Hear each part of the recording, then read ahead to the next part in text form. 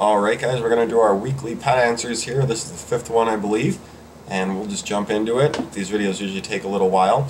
If you're new to these videos, all you got to do is leave a comment in this video, and then next week I'll answer on video comments from this week's video. So leave a comment and then look for the video next week to see if I answer it on camera here. So we'll start, and Michael Volp asks, can I use my 55-gallon for a baby bearded dragon, or should I put him in a 20 then move him up as he gets bigger? And lots of people ask this for all types of pets. You can always use the bigger tank. Think about in nature, they're going to have a lot more space than a small tank no matter what the tank size is. So you can use as big a tank as you want. It's best to just set up the tank they're going to need as an adult. This is true for turtles as well. People ask me all the time, I got a baby turtle in a small tank, you know, he shouldn't be in a big tank, there's too much water or whatever. It's not true. Think about out in a pond or something, there's tons of water, there's tons of depth. So it's best to always start with the tank they're going to need as an adult. Then you buy one tank, you get it set up correctly, and you're good to go for the whole life. Alright, Conan O'Neill asks, what is the perfect temperature for a bearded dragon vivarium or tank? And for that, you're going to want about 100 degrees Fahrenheit up to 110. About 100 to 105 is usually like a good area. And that's for the hot spot. The rest of the tank, it'll just, you know, gradually get cooler. So put the hot spot on one side of the tank, in a corner or on a side. And the rest of the tank you don't have to worry about. As long as you got the hot spot at around 100 to 105, the rest of the tank can just, you know, it'll be cooler as it gets away from the light. Make sure you got UVB, not just heating. And also at night you don't need to do anything. Most people's house temperatures are around 70, let's say, degrees Fahrenheit. That's fine for at night. They live in deserts normally, so at night it gets cooler.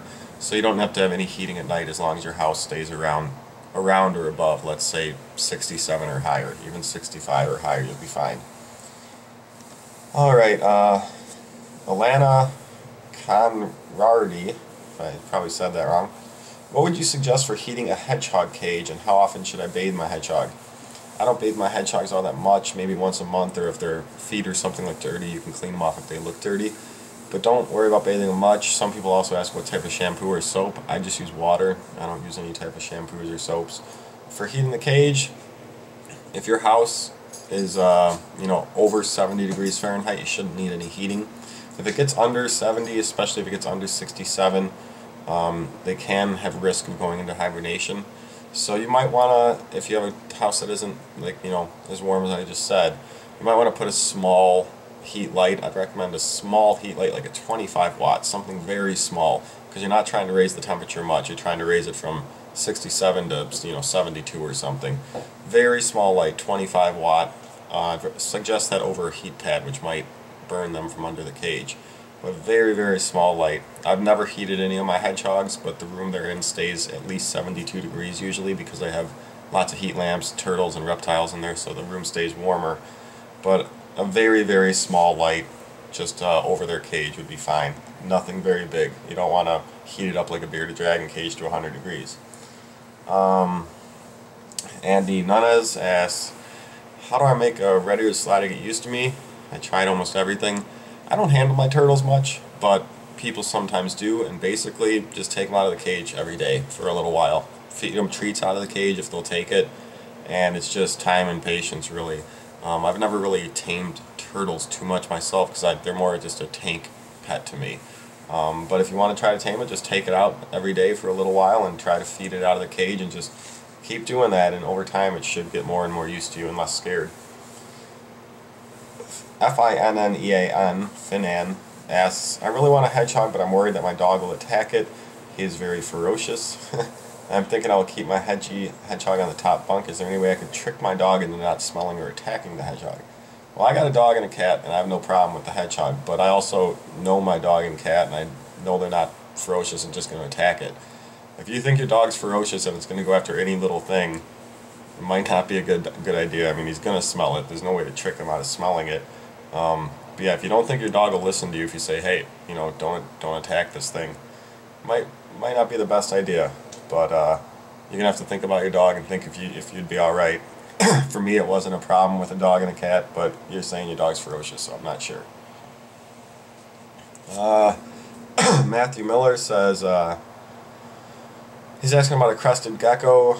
Have you owned any and what products to use, I got a few videos on crested geckos. I don't currently own any, but you could search my channel for crested or crested gecko.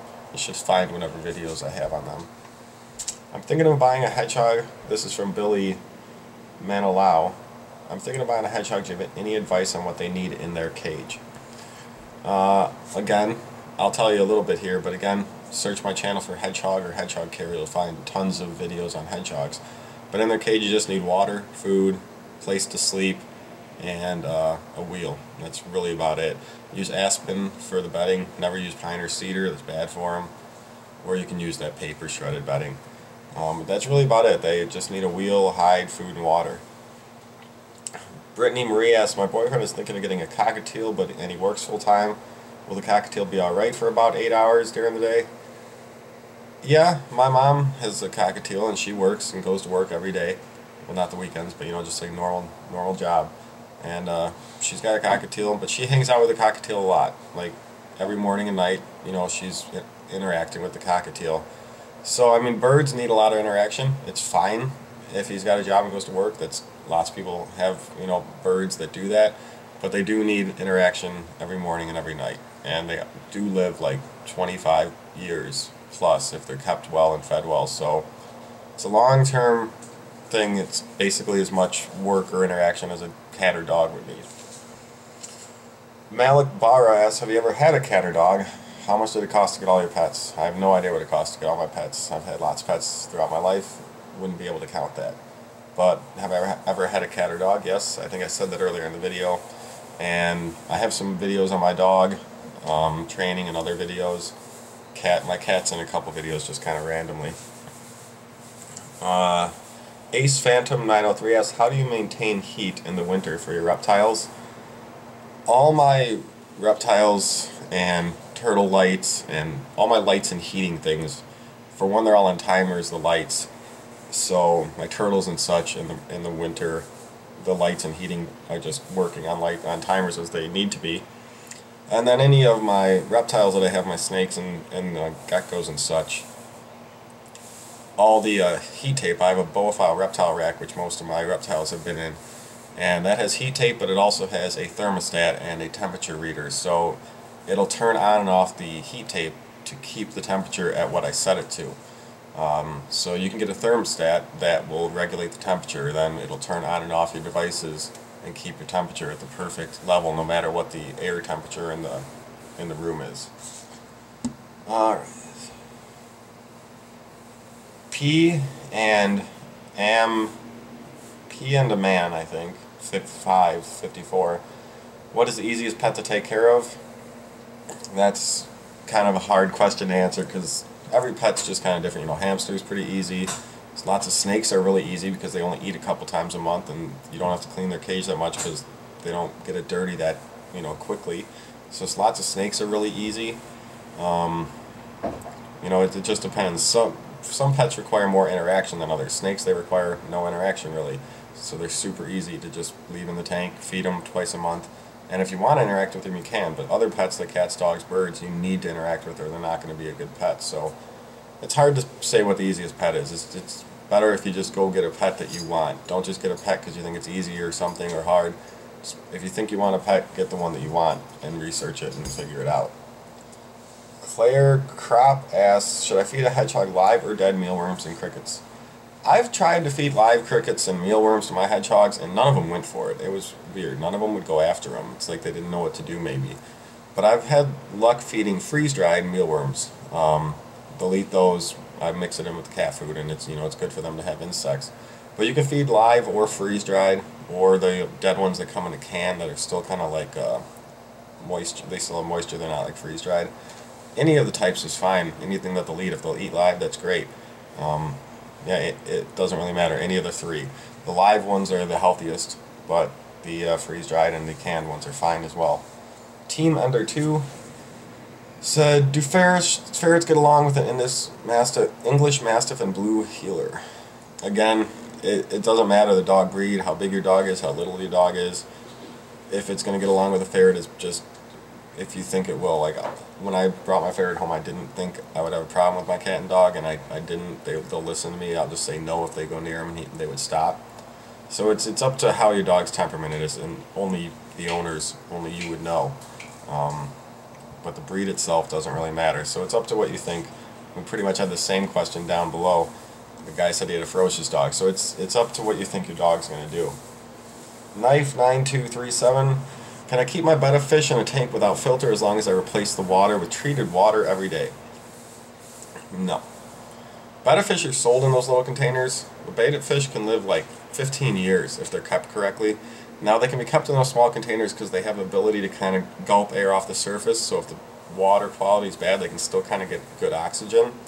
But they really should be in a real tank, 10 gallons or larger, with a filter, and kept just as good as any other type of fish.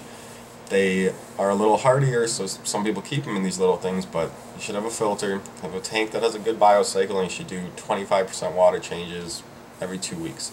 You never empty the water and refill it completely. You want the biocycle to go and good bacteria to grow in the filter media, so on and so on. You're going to have to look up the nitrogen cycle for fish tanks and you'll kind of get an idea.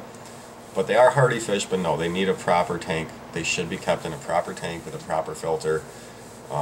They're just sold improperly in these little cups and then sold to people with these little fish tanks that they don't live very long in. So no, I would say don't do that. I would say if you're going to get a betta, get a proper tank. Around, even a 5-gallon tank would be okay, but you can get a little 5-gallon tank with a proper filter and that would be good. The pack 401, can you keep 2 hedgehogs together? And simple answer is no. Can't keep 2 together. So you need separate cages for any hedgehogs you have. Dog Balls asks, does a hedgehog cage have to be 4 feet long? It doesn't have to be 4 feet long necessarily, but you should have at least 4 square feet of space. And so that, 4 square feet of space doesn't mean it has to be 4 feet long. But the bigger the cage, the better. Get as big of a cage as you can put in the space where you want to put it. But something like 3 feet long by 2 feet wide would be just fine. That's more than 4 square feet. But 3 by 2 would be a good starting, and if you can get bigger than that, that'd be awesome. And actually had the same question twice. The Pack and Ryan Pancho also asked, can you keep 2 hedgehogs together? Same exact question. So I just answered that, no, don't keep 2 hedgehogs together. And it looks like that's all the ones that I copied over to answer this week.